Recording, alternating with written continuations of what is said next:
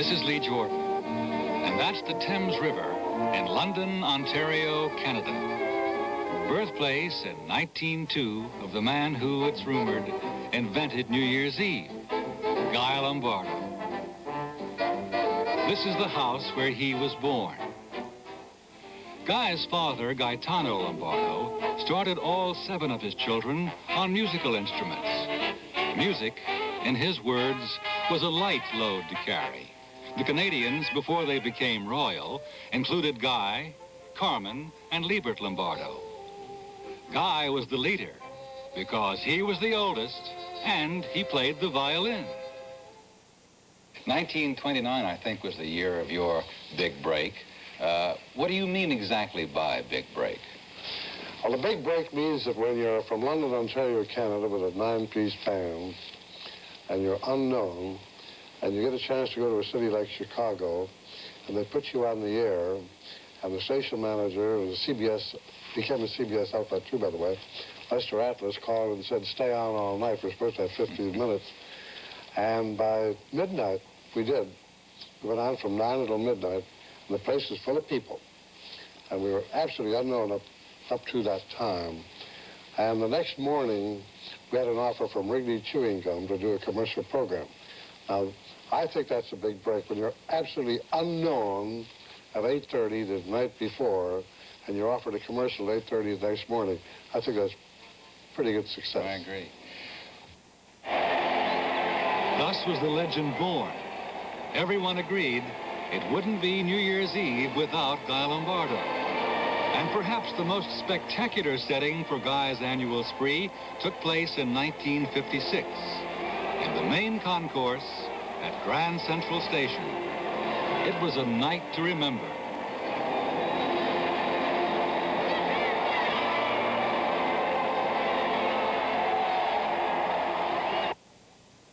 When did Auld Lang Syne become your theme song? Well, at that time, really. Our sponsor, our CBS sponsor, was Robert Burns' Panatella Cigars. And seeing that Robert Burns wrote Auld Lang Syne, we sort of incorporated that in our program.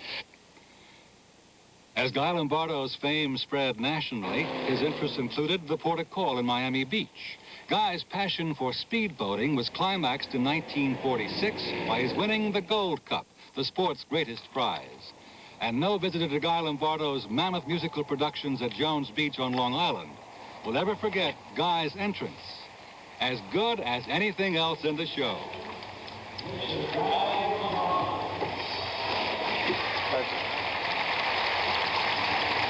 Well, thank you, ladies and gentlemen, and may I say welcome to the Jones Beach Theater and Jones Beach State Park.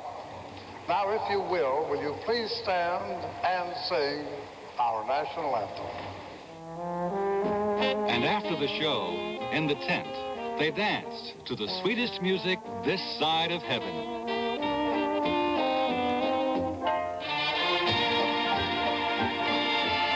Guy's last TV appearance with Helen O'Connell at the Stork Club in Port Stanley, Ontario. He never missed a summer going back home. Does it worry you that people say teenagers don't like your music?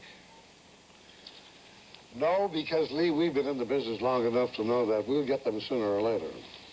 We may not have them at this moment, but later on we'll get them. Why? Well, because they'll go out of the fad type of music. We've had kids that are now growing up through the bebop era and the Dipsy Doodle era and the Charleston era. There have been so many of those eras. Now we have the rock era. But you know, Lee, to make that point a little bit clearer, there's always been the opera. There's always been the symphonies. There's always been good music, and there always will be. Modest, gentlemanly Guy Lombardo, the favorite band of Louis Armstrong. He cherished that idea. Guy believed for his audiences, every night should be like New Year's Eve. As Papa Lombardo had told him, give the people more than they pay for, and they'll always invite you back. For 49 straight years, North America has invited Mr. New Year's Eve, Guy Lombardo back into their living room.